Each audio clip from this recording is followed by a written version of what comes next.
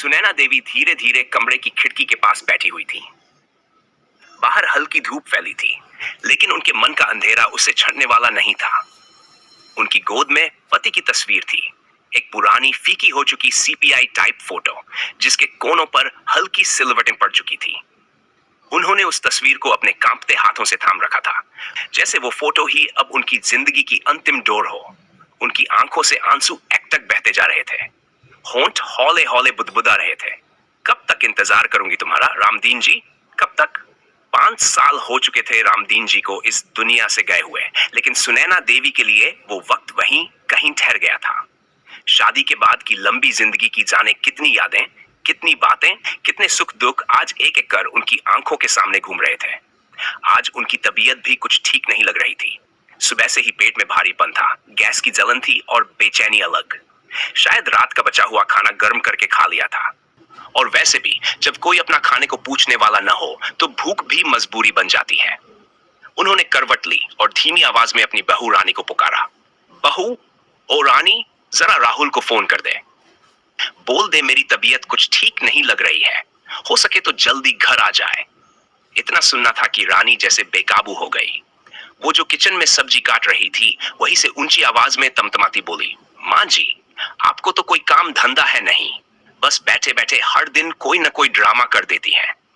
अब राहुल ऑफिस में है, कोई दुकान पर बैठा है, क्या कि आप कह रही हैं जल्दी आ जाए। जब देखो तब फोन करवाओ, पैसा बहा दो फालतू में। कब से कह रही हूं, जितना खाया जाए उतना ही खाया कीजिए, लेकिन आप पर तो कोई असर ही नहीं होता। ये बुढ़ापा है मां जी, कंट्रोल रखना सीखिए। सब कुछ हजम नहीं होता अब। उसका हर शब्द सुनैना देवी के दिल में किसी नुकीले तीर की तरह चुभता चला गया।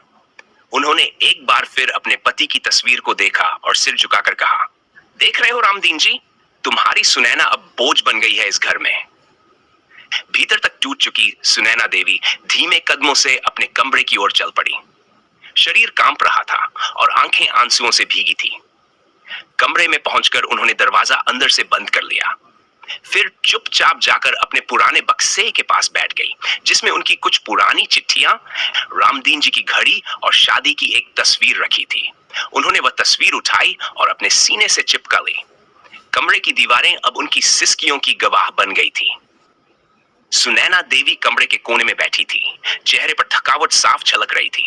शरीर में जरा भी ताकत नहीं थी, लेकिन पेट की जलन अब असहनीय होती जा रही थी। करवट बदलते हुए उन्हें अचानक याद आया, अरे हाँ, मुझे तो जब जब गैस बनती है, इनो पीने से राहत मिल जाती है। इस छोटी सी उम्मीद की किरण ने जैसे उन्हें फिर से थोड़ा हिम्मत दी। वो धीरे धीरे बिस्तर से उठी, पहले पांव जमीन पर टिकाए, फिर अपने कांपते हाथों से दीवार पकड़कर खुद को संभालते हुए उठी। चलना उनके लिए आसान नहीं था, लेकिन पेट की बेचैनी उन्हें एक एक कदम आगे बढ़ाने पर मजबूर कर रही थी। किचन तक पहुंचने में ही उन्हें अच्छी खासी मेहनत लग गई। वहां पहुंचकर उन्होंने टेबल के कोने से इनो का पाउच उठाया, फिर एक साफ गिलास में पानी डाला और एनो डालते ही जब बुलबुले उठने लगे तो उन्हें थोड़ी राहत सी महसूस हुई। बस यही चाहिए था। उन्होंने धीरे धीरे इनो का घूंट भरा और दीवार का सहारा लेकर एक कुर्सी पर बैठ गई। उसी समय जैसे तूफान आ गया हो, रानी, उनकी बहू, गुस्से से आग बबूला होती हुई रसोई में आ धमकी। आवाज तेज थी और आंखों में तीखा गुस्सा। मम्मी जी, आपसे कुछ नहीं होता, बस काम बढ़ाना आता है। देखिए ना, पूरा किचन गंदा कर दिया आपने। सिंक में बर्तन पड़े हैं, ऊपर से आप यहाँ पानी गिरा गई। एक गिलास पानी भी ठीक से नहीं पी सकती। सुनैना देवी ने सकपकाते हुए उसकी ओर देखा। चेहरा उतरा हुआ था, आंखों में एक निराश सी शांति थी। फिर उन्होंने बहुत शांत स्वर में बेहद प्यार से कहा, मैंने किचन गंदा नहीं किया, बस एक गिलास पानी में इनो घोल कर पिया, और अगर थोड़ा पानी गिर गया हो तो मैं साफ कर देती। लेकिन रानी को जैसे कोई फर्क ही नहीं पड़ा। वो बड़बड़ाती रही, बर्तनों को टनटनाते हुए उठाती रही और मुंह बनाकर कमरे से निकल गई। सुनैना देवी ने एक लंबी सांस ली। आंखों की कोर पर एक बूंद फिर से आकर ठहर गई। धीरे धीरे उन्होंने खाली गिलास उठाया, उसे सिंक में रखा और वापस अपने कमरे की ओर बढ़ गई। वही धीमी चाल, वही झुका हुआ कंधा और दिल में एक बार फिर वही पुराना दर्द। सुनैना देवी अपने कमरे के कोने में रखे पुराने पलंग पर चुपचाप लेटी थी। कमरे में हल्का अंधेरा होने लगा था, लेकिन उन्होंने लाइट नहीं जलाई। बाहर घड़ी की सुइयां धीरे धीरे 4 बजने की ओर बढ़ रही थी और उनके पेट की पीड़ा अब भूख में बदल चुकी थी। सुबह से कुछ नहीं खाया था, न एक रोटी न चाय का एक घूंट। इनो पीने के बाद थोड़ी राहत तो मिली थी, लेकिन अब कमजोरी और खाली पेट की टीस एक अलग ही तकलीफ दे रही थी। उनकी आंखों में फिर वही पुरानी नम सी चमक आई। धीरे से करवट लेकर उन्होंने हौले हौले आवाज लगाई, रानी बहू, ओ बहू, बहुत भूख लग गई है, थोड़ा कुछ खाने को दे दे बेटा। कुछ क्षणों की खामोशी के बाद किचन की ओर से तेज कदमों की आवाज आई। रानी बहू तमतमाते चेहरे के साथ कमरे में घुसी और उखड़े हुए लहजे में बोली, मम्मी जी, अभी तो आप कह रही थी पेट में बहुत गैस हो गया, दर्द हो रहा है, अब अचानक से भूख लगने लगी। आपसे एक बात भी सीधी नहीं होती। अभी मेरा आराम करने का टाइम है और मैं अभी कुछ भी नहीं बना रही। चुपचाप रहिए, हर वक्त कुछ कुछ चाहिए होता है आपको। हर शब्द सुनैना देवी के दिल पर चोट कर गया। उन्होंने कुछ नहीं कहा, बस एक बार अपने पेट पर हाथ रखा और आंखें बंद कर ली। ना कोई तकरार, ना कोई गुस्सा, बस एक लंबी सांस ली और चुपचाप उसी करवट में पड़ी रही। कमरे की दीवारें अब फिर से गूंगी गवाह बन गई थी। एक भूखी, थकी, उपेक्षित मां की सिसकती हुई शाम की है। शाम के 7 बज चुके थे। आसमान में हल्की धुंधलका छा गया था और गली की बत्तियां एक एक कर जलने लगी थी। घर के दरवाजे पर गाड़ी की आवाज आई और थोड़ी देर बाद राहुल ऑफिस से लौट आया। हाथ में लैपटॉप बैग था, चेहरा थका हुआ, लेकिन मां को देखने की बेचैनी उसमें साफ झलक रही थी। सीधा कमरे की ओर गया जहां उसकी मां सुनैना देवी अब भी पलंग पर पड़ी थी। उनकी आंखों के नीचे काले घेरे और चेहरे की थकान देख राहुल का दिल कसक उठा। राहुल चिंतित होकर बोला, मां, क्या हुआ? तबीयत ठीक नहीं है क्या? आपने मुझे फोन क्यों नहीं किया? मुझे पहले बता देती, मैं डॉक्टर के पास ले जाता। अब तक कुछ भी खाया नहीं आपने। सुनैना देवी कुछ कहना चाहती थी, उनकी आंखें भर आई थी। उन्होंने भर्राई आवाज में कहना शुरू किया, बेटा, मैं तो बहू को। लेकिन तभी पास खड़ी रानी बहू ने आंखों के इशारे से उन्हें चुप करा दिया, हल्का सा सिर हिलाकर, भौहें चराते हुए, जैसे चेतावनी दे रही हो कि कुछ मत कहना। सुनैना देवी की आवाज वहीं रुक गई। उन्होंने एक गहरी सांस ली, फिर बेटे की आंखों में देखकर मुस्कुराने की कोशिश की और धीमे स्वर में बोली, कुछ नहीं बेटा, कुछ खास नहीं हुआ। मैं तुम्हें परेशान नहीं करना चाहती थी। ये तो बुढ़ापे की बीमारी है, आती जाती रहती है। तुम ऑफिस में रहते हो, बहुत काम रहता है, बात बात पर फोन करके तुम्हें तंग नहीं करना चाहती। राहुल उनके पास बैठ गया। उसने मां का हाथ थामा। वह हाथ जो कभी उसे उठाकर चलना सिखाते थे, अब खुद कांप रहे थे। कमरे में कुछ क्षणों की खामोशी छा गई। एक मां के दर्द की, एक बेटे की अनकही चिंता की और एक बहू की कठोर चुप्पी की। अगले दिन की सुबह सुनैना देवी के लिए एक उम्मीद की किरण लेकर आई थी। उन्होंने मन ही मन सोचा, आज शायद बहू कुछ अच्छा नाश्ता बना दे। 2 दिन हो गए ठीक से कुछ खाए बिना, आज पेट में कुछ पड़ जाएगा तो शायद थोड़ी जान आ जाए। वो चुपचाप अपने कमरे में बैठी रही, आंखें बार बार दरवाजे की ओर उठती, फिर धीरे से झुक जाती। नाश्ते की कोई आहट नहीं आई। समय बीतता गया। 7, 8, फिर 9। बेटे राहुल के निकलने की आवाज आई। गाड़ी स्टार्ट हुई और वो ऑफिस के लिए रवाना हो गया। सुनैना देवी का दिल जैसे टूटकर बिखर गया। उन्होंने उम्मीद की थी कि बेटा पूछेगा, मां कुछ खाया? लेकिन शायद जल्दी में था या शायद उन्हें देख नहीं पाया। आखिरकार पेट की ज्वाला और दिल की खालीपन से हारकर वो धीरे धीरे उठी। कांपते कदमों से रसोई की ओर बढ़ी। हर कदम में थकावट थी, हर सांस में बेचैनी। वहां पहुंचकर बहुत ही धीमी, विनम्र आवाज में बोली, बहू, 2 दिन से कुछ खाया नहीं, बहुत भूख लगी है, कुछ खाने को दे दो। रानी बहू, जो उस समय सिंक में बर्तन रख रही थी, गुस्से से घूमी और चिल्लाकर बोली, मां जी, आपको बस खाने की पड़ी है। मैं सुबह से काम में लगी हूं, थक गई हूं, और आप है कि हर वक्त कुछ खाने की मांग करती रहती हैं। अभी कुछ भी नहीं है खाने को। सुनैना देवी का चेहरा उतर गया। उन्होंने बहुत ही शांत स्वर में हाथ जोड़कर कहा, बहू, थोड़ा कुछ दे दो बेटा, कुछ भी हो। रानी ने मुंह बनाते हुए कल की बासी सूखी रोटी प्लेट में रख दी, साथ में एक कटा हुआ प्याज और थोड़ा सा अचार रख दिया। बिना एक शब्द बोले थाली उनके सामने रख दी, फिर आंखें तरेरते हुए बोली, मम्मी जी, आज आप मेरे पति से मेरी शिकायत करने वाले थे ना? अगली बार अगर ऐसा किया तो याद रखिए, खाने के लिए कुछ भी नहीं मिलेगा। अब मैं टीवी देख रही हूं, कोई डिस्टर्ब मत करे। इतना कहकर वह झुंझलाते हुए रसोई से बाहर निकल गई और ड्राइंग रूम में बैठकर टीवी ऑन कर लिया। तेज आवाज में चल रहे धारावाहिकों के शोर के बीच सुनैना देवी चुपचाप वह थाली उठाकर अपने कमरे में आ गई। कमरे में पहुंचकर उन्होंने दरवाजा धीरे से बंद किया, फिर पलंग के पास बैठ गई। अपने पति की तस्वीर को देखा, वही मुस्कुराता चेहरा, वही शांत आंखें, जैसे अब भी पूछ रही हो, कैसी हो सुनैना? और सुनैना देवी की आंखों से आंसुओं की धार बह निकली। थाली को जमीन पर रखकर उन्होंने तस्वीर को सीने से लगाया और रोते हुए कहा, रामदीन जी, आपके जाने के बाद मेरी हालत क्या हो गई है, देखिए तो सही। 2 दिन भूखी हूं, तबीयत भी ठीक नहीं, और अब खाना भी ऐसा मिल रहा है जैसे कोई भीख हो। उनका गला रुंध गया था, हाथ कांप रहे थे और आंखों से अश्रुधार बहती जा रही थी। कमरे की खामोशी में सिर्फ उनके सिसकियों की आवाज गूंज रही थी। सुबह की पहली रोशनी खिड़की की जिरी से कमरे में आ रही थी। सुनैना देवी धीरे धीरे बिस्तर से उठी। रात भर बुखार की सी हालत रही थी, लेकिन किसी को कुछ कहा नहीं।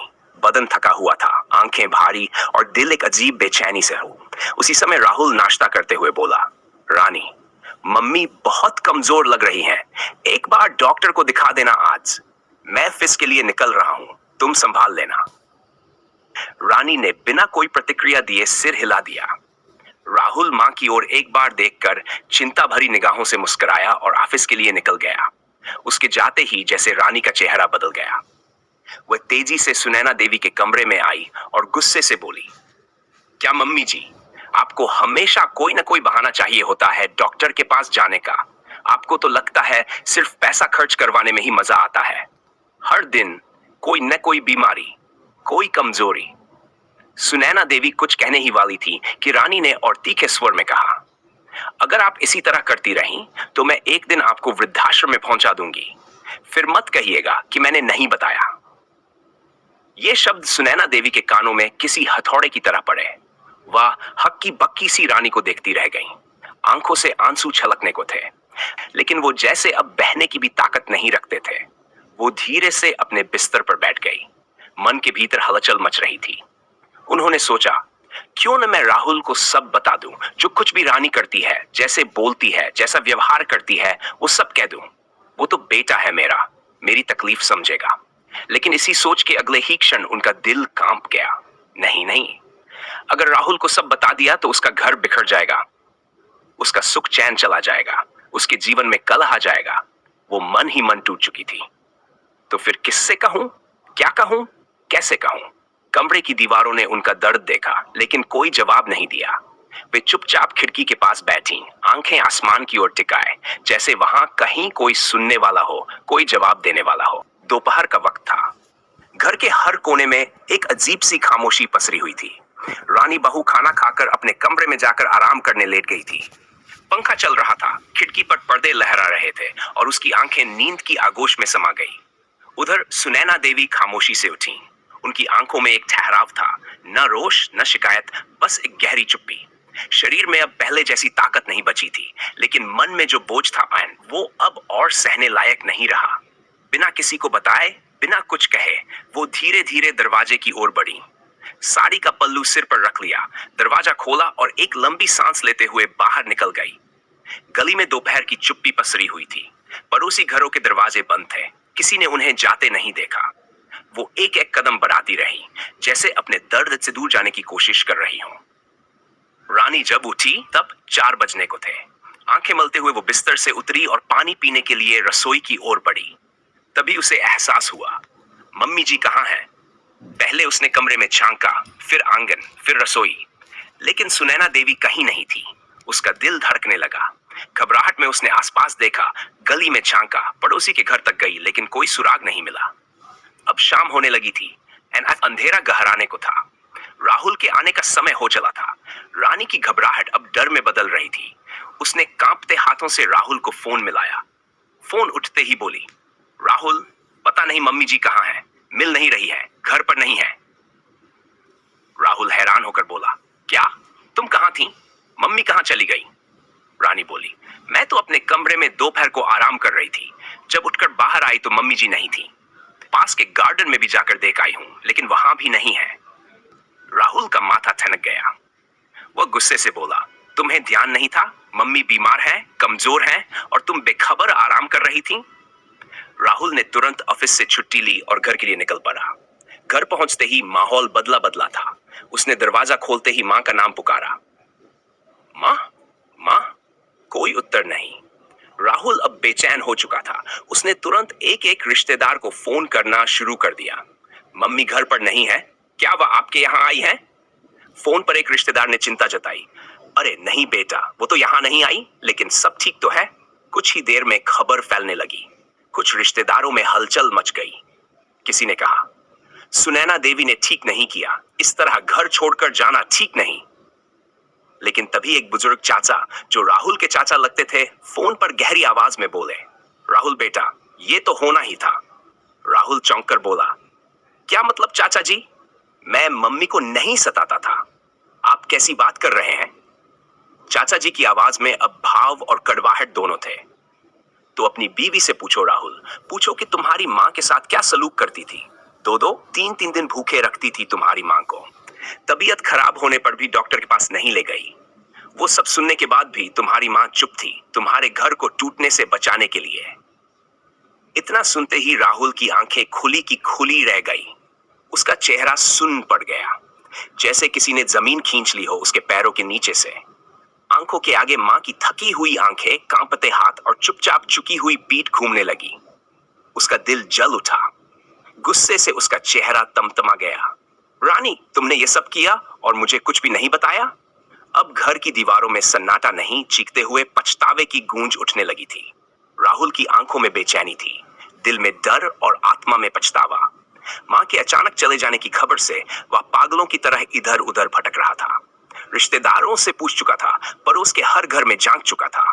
गार्डन, मंदिर, बाजार, हर जगह माँ का नाम लेकर ढूंढ चुका था। अंत में उसके मन में एक आशंका उठी, कहीं मां गांव के लिए तो नहीं निकल गई। वह तुरंत अपनी बाइक उठाकर नजदीकी बस स्टैंड की ओर भागा। तेज धड़कते दिल और कांपती उम्मीदों के साथ वह प्लेटफॉर्म पर एक एक बस, एक एक कोना छानता गया। हर कोने में नजर दौड़ाता रहा, हर बूढ़ी औरत को देखता रहा। कई मिनट बीत गए, मन टूटने लगा था। तभी एक कोने में एक बेंच के पास बैठे, सिर झुकाए, कांपते कंधों के साथ सिसकती एक स्त्री नजर आई। सफेद साड़ी, सिर पर पल्लू और आंखों से बहते आंसू। मां! राहुल की चीख सी निकली। वह दौड़कर उस औरत के पास पहुंचा। वो और कोई नहीं, उसकी अपनी मां सुनैना देवी थी। वो घुटनों के बल उनके सामने बैठ गया, मां का हाथ थामा, उन्हें अपनी बाहों में भर लिया। आंखों से बहते आंसू अब रुक नहीं रहे थे। मां, माफ प्लीज मां, मुझे माफ कर दो। आपके ही घर में आपकी ही बहू आपके साथ इतना कुछ करती रही और मैंने कुछ नहीं समझा, ना देखा, ना सुना। मुझे कई बार लगा कि आप कुछ कहना चाहती थी, कोई बात छुपा रही थी, लेकिन सुनीता के डर से आप चुप रह जाती थी और मैं मूर्ख कुछ भी नहीं समझ पाया। माँ, आप तो खून के आंसू रोती रही और मैं समझता रहा कि सब ठीक है। आप मेरी माँ थी और मैं आपकी आंखों के पीछे छिपे दर्द को नहीं पढ़ पाया। सुनैना देवी का दिल पसीज गया। उन्होंने राहुल के सिर पर हाथ फेरा, लेकिन आंखें अब भी नम थीं। वो धीरे से बोली, बेटा, अब क्या रह गया है? जिस घर में मेरी आवाज की कोई कीमत नहीं, जहां मेरी भूख को भी ताना मिलता है, वहां अब क्या रहना? मैं अब गांव जाना चाहती हूं बेटा, वही मेरा ठिकाना है, वो ही मेरी शांति है। यहां अब मेरा दम घुटता है। राहुल ने मां के हाथ थामे, आंखों में भरकर देखा और कांपते स्वर में बोला, मां, मैं आपको ऐसे कैसे जाने दूं? मेरी जिंदगी की सबसे बड़ी गलती अगर कोई है तो वो यही है कि मैंने आपकी खामोशी को समझा ही नहीं। अब आपको हर वो खुशी दूंगा जो आपने खो दी। बस एक बार घर चलो मां। काफी समझाने बुझाने के बाद राहुल किसी तरह मां को मनाकर घर ले आया, लेकिन अब उसके चेहरे पर बेटे का नहीं, एक अपराधी का पश्चाताप था। राहुल ने मां को बस स्टैंड से लाकर अपने कमरे में बैठाया। उन्होंने चाय तक पीने से मना कर दिया।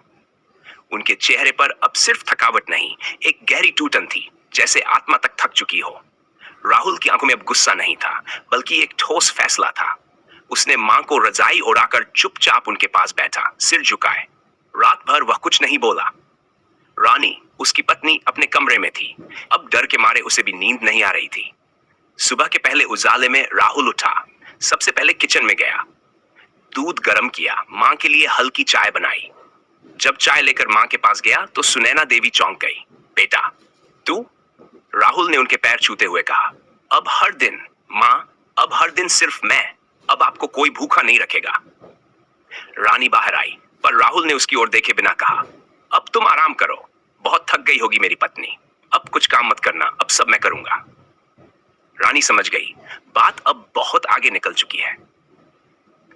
पहला दिन का बदला राहुल ने खुद खाना बनाया। रोटियां बेलते हुए जब उसका हाथ जल गया तो मां दौड़कर आई। बेटा, तू क्यों कर रहा है ये सब? राहुल ने जवाब दिया, मां, जो हाथ जलने चाहिए थे वो आज मेरा ही हाथ है। आपने 2-2 दिन भूखा रहकर भी कुछ नहीं कहा, तो अब एक जलन से क्या फर्क पड़ेगा? रानी खिड़की से देख रही थी, अंदर तक कांप गई थी। दूसरा दिन राहुल ने ऑफिस से छुट्टी ली। सारे काम खुद किए, झाड़ू पोंछा, बर्तन, कपड़े, नाश्ता, खाना, चाय, सब कुछ।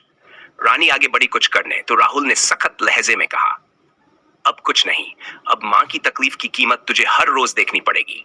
रानी की आंखें भर आईं। तीसरा दिन राहुल ने कॉलोनी के हर पड़ोसी के सामने रानी से कहा, मेरी मां 2-2 दिन भूखी रही और मेरी बीवी चैन से सोती रही। मैं इस घर का बेटा हूं, लेकिन मैं अब खुद को शर्मिंदा समझता हूं। लोगों की आंखें नम हो गई। कुछ औरतों ने रानी को घूरा। रानी अंदर भाग गई, दरवाजा बंद करके रोने लगी। चौथा दिन राहुल ने अपने ऑफिस ग्रुप में मैसेज किया, कभी मां को नजरअंदाज मत करना, एक दिन जब उनकी जगह खाली होगी तो कोई नहीं भर पाएगा। उसके एक दोस्त ने जवाब दिया, क्या हुआ राहुल? राहुल ने लिखा, मेरी मां जिंदा है, लेकिन उनकी आंखों में मैंने कब्र की खामोशी देखी है। पांचवां दिन रानी अब चुपचाप सब देखती रही। वो एक शब्द नहीं बोलती थी। उसने खुद को आईने में देखा। चेहरा सजी संवरी बहू का नहीं, एक अपराधबोध से ग्रस्त औरत का था। वो चुपचाप सुनैना देवी के कमरे में गई। सुनैना देवी पलंग पर लेटी थी। रानी उनके पांवों के पास बैठ गई, धीरे से उनके पैर पकड़े और रोते हुए बोली, मां जी, मैं बहुत गलत थी। आपने कभी कुछ नहीं कहा, लेकिन आज मैं खुद से हार गई हूं, मुझे माफ कर दीजिए। सुनैना देवी की आंखें नम थीं। वो कुछ पल चुप रही, फिर हाथ बढ़ाकर रानी के सिर पर रखा। अगर तू सच में बदल गई है तो अब कभी किसी मां के साथ ऐसा मत करना। अंत की ओर राहुल ने यह सब देखा। धीरे से मां के पास आया। मां, अब फैसला आपका है, माफ करूं या नहीं? सुनैना देवी ने रानी की ओर देखा। हर औरत गलती कर सकती है बेटा, लेकिन अगर वो पछतावे के आंसुओं से अपनी आत्मा धो ले तो उसे माफ कर देना चाहिए। राहुल की आंखें भर आईं। उसने रानी के सामने हाथ जोड़कर कहा, मेरी मां देवी है, उन्होंने तुम्हें माफ किया, इसलिए मैं भी करता हूं, लेकिन अब एक शर्त है, मेरी मां की इज्जत इस घर में सबसे ऊपर होगी। रानी ने सिर झुका लिया। अब कभी कोई कमी नहीं रहेगी मां जी की सेवा में। कमरे में एक अजीब सी शांति छा गई थी, एक ऐसा सुकून जो पछतावे, माफी और रिश्तों की गहराई से जन्मा था। रानी सच में बदल चुकी है, लेकिन वह सिर्फ माफी मांगकर नहीं रह जाती। अब वो हर दिन अपनी सास की सेवा में एक नई सीख के साथ जुड़ती है। कभी उनका पसंदीदा खाना बनाकर, कभी उनके पुराने गहने साफ करा के उन्हें पहनाकर, और कभी पुरानी एल्बम में पति की तस्वीर के सामने दीपक जलाकर उन्हें भावनात्मक सहारा देकर। हर दिन वो खुद को एक नई बहू और एक नई बेटी के रूप में गढ़ती है। सुनैना देवी का आत्मबल लौटना। अब सुनैना जी चुप नहीं रहती। राहुल उन्हें एक महिला समिति में ले जाता है, जहां वो दूसरी वृद्धाओं को अपना अनुभव बताकर उन्हें हिम्मत देती है। वो कहती है, बुढ़ापा बोझ नहीं, अनुभव होता है, और अगर हमारी चुप्पी दर्द का घर बना दे तो बोलना जरूरी होता है। उनके अंदर एक नई रोशनी लौटती है, समाज में उनकी इज्जत बढ़ती है। राहुल एक सोशल कैंपेन शुरू करता है, मां है तो मैं हूं, जिसमें वह अपनी मां की कहानी दूसरों को सुनाकर बेटे बहू को समझ आता है कि मां के बिना घर सिर्फ दीवारें हैं। अब रानी हर सुबह सबसे पहले उठती है, सास के लिए चाय बनाती है, उनके साथ बैठकर अखबार पढ़ती है और कहती है, मां जी, अब आपको बस मुस्कुराना है, रोने के दिन गए। सुनैना जी भी हंसकर कहती है, अब तो मैं फिर से जीने लगी हूं बेटा, अब घर घर जैसा लगता है। अगर इस कहानी ने आपकी आंखें नम की है, अगर आपने भी अपने घर की मां को चुपचाप सहते देखा है, तो आज ही एक बार उन्हें गले लगाइए, क्योंकि मां कभी शिकायत नहीं करती, बस सह लेती है। लेकिन अब वक्त है उनके दर्द को समझने का। अगर आपको यह कहानी दिल से छू गई हो तो लाइक जरूर कीजिए, कमेंट करके बताइए आपको सबसे भावुक पल कौन सा लगा। सब्सक्राइब कीजिए ऐसी ही कहानियों के लिए और शेयर कीजिए।